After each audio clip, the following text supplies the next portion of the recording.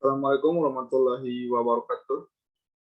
Perkenalkan, nama saya Septian Aditya Maulana, NIM F1B020134 dari Jurusan Teknik Elektro Fakultas Teknik Universitas Mataram. Pada kesempatan ini saya akan mempresentasikan mengenai hakikat technopreneurship dengan dosen pengampu Bapak Sultan STMT.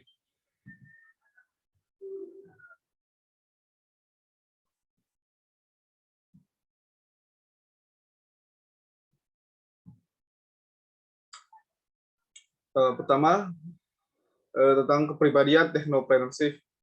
Menurut mereka mengajukan konsep need for achievement atau selanjutnya disingkat dengan NACH yang diartikan sebagai virus kepribadian yang menyebabkan seseorang ingin selalu berbuat lebih baik dan terus maju, selalu berpikir untuk membuat yang lebih baik dan memiliki tujuan yang realistik dengan mengambil resiko yang benar-benar telah diperhitungkan.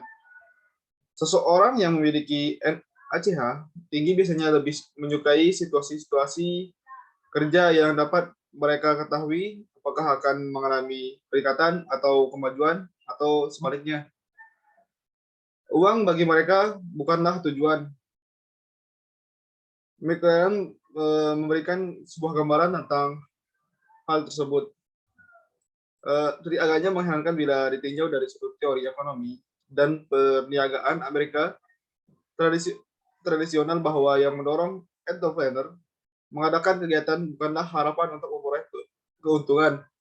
Orang yang kecil keinginannya untuk berprestasilah yang membutuhkan perangsang uang atau akan bekerja lebih keras dalam keadaan bagaimanapun. Selanjutnya, menurut McLaren, karakteristik seorang yang memiliki NACH yang tinggi yaitu pertama, lebih menyukai pekerjaan dengan risiko yang realistik, dan yang kedua, bekerja lebih giat pada tugas-tugas yang memerlukan kemampuan mental. Yang ketiga, tidak menjadi bekerja lebih giat dengan adanya imbalan uang. Yang keempat, ingin bekerja pada situasi yang dapat diperoleh pencapaian pribadi atau personal achievement. Yang kelima, menunjukkan kinerja yang lebih baik dalam kondisi yang memberikan umpan balik yang jelas dan positif. Yang keenam, cenderung untuk berpikir ke masa depan dan memiliki pemikiran untuk jangka panjangnya. Dan yang kedua, karakter pembentuk technopreneur. Spirit dan karakter technopreneur dibentuk oleh 3 komponen utama pembentuk, yaitu intrapersonal,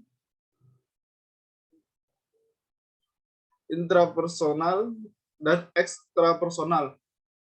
Intrapersonal dan interpersonal adalah merupakan komponen dari faktor soft skill, sedangkan ekstrapersonal adalah berhubungan dengan kemampuan untuk mampu memperdayakan kedua komponen soft skill tersebut agar mampu diimplementasikan secara lebih meluas dampaknya.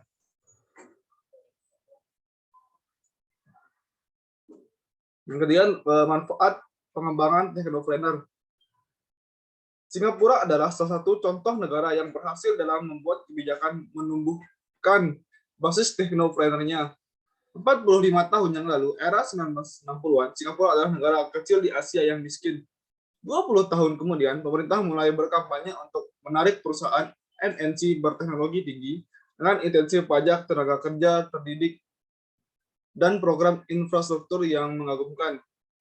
Dimotori oleh kebijakan investasi besar-besaran oleh pemerintah yang diambil dari tabungan pensiun wajib, proyek infrastruktur bernama Singapore One bernilai ratusan juta dolar telah menghubungkan setiap rumah, sekolah, dan kantor ke internet pada akhir 1999. Dan negara kecil Singapura ini telah melakukan investasi di bidang teknologi informasi di sekolah-sekolah dengan nilai yang lebih besar daripada negara manapun. Contoh lainnya tentang pentingnya peran pemerintah dalam mendorong technopreneurship adalah sejarah negara kecil di Eropa, yaitu Finlandia, dalam membangun ekonominya yang berbasis pengetahuan dan teknologi. Pada tahun 1980-an, industri utama dari Finlandia adalah kertas dan pulp. Nokia, perusahaan terbesar di negara itu yang bermarkas di Helsinki, waktu itu dikenal sebagai perusahaan sepatu karet.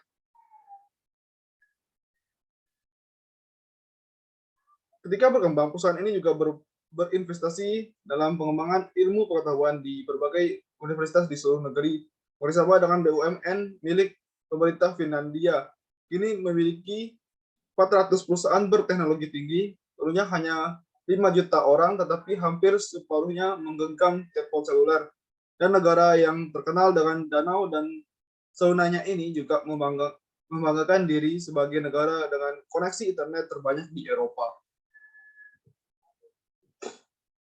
Selanjutnya, kurikulum berbasis kompetisi berorientasi technopreneur. Ingat bahwa technopreneur adalah merupakan solusi untuk meningkatkan daya saing bangsa sebagai diamanatkan dalam HELTS, Higher Education Long Term Strategy.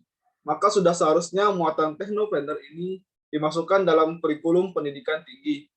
Masuknya muatan technopreneur dalam kurikulum pendidikan tinggi ini dapat berupa mata kuliah dengan SKS tersendiri maupun dengan penguatan berikutnya dalam bentuk hidden curriculum dan proyek akhir.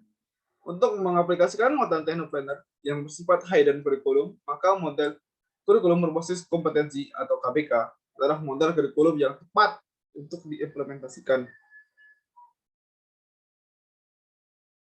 Dalam KBK ini, maka unsur-unsur penunjang technopreneur yang penting untuk dimasukkan adalah faktor-faktor soft skill yang dianggap penting bagi seseorang untuk berhasil dalam melewati fase startup bisnis. Fase startup bisnis dianggap sebagai fase awal yang menentukan keberanian calon lulusan perguruan tinggi dalam mengimplementasikan spirit technopreneur yang telah diprogramkan.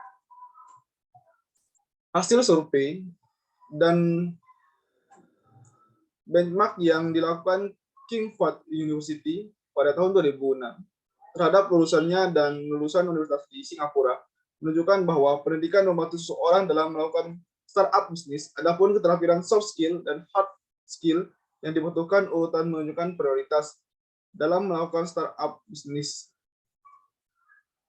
adalah yang pertama kemampuan komunikasi, kedua aspek keteknikan, yang kedua pembuatan bisnis plan, yang keempat keterampilan teknis, dan yang kelima adalah manajemen dan motivasi orang.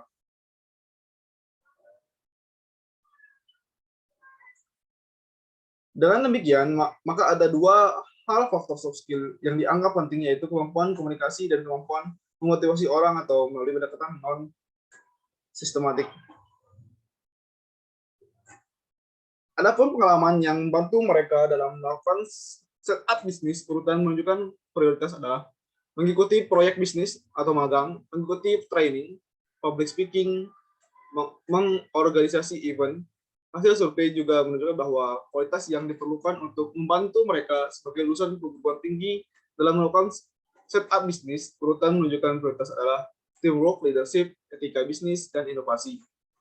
Dari hasil survei di atas, maka dapat disimpulkan bahwa faktor-faktor soft skill yang perlu dikembangkan dalam KBK adalah kemampuan komunikasi, termasuk kemampuan menuliskan ide dan mempresentasikan rasionalitas dari ide tersebut secara kriteria ekonomis.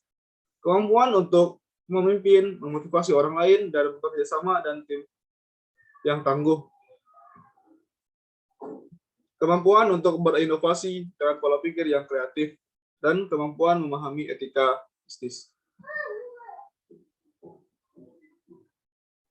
Dan yang kelima adalah peranan pemerintah dan perguruan tinggi dalam mengembangkan spirit technopreneur.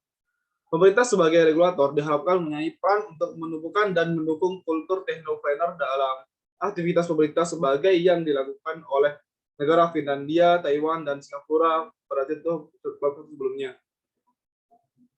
Sebagai contoh, kultur yang ditanamkan oleh perguruan tinggi di Singapura adalah membangun pendidikan technopreneur sebagai topik yang tidak diujikan dan dikayakan sebagai aktivitas ekstrakurikuler.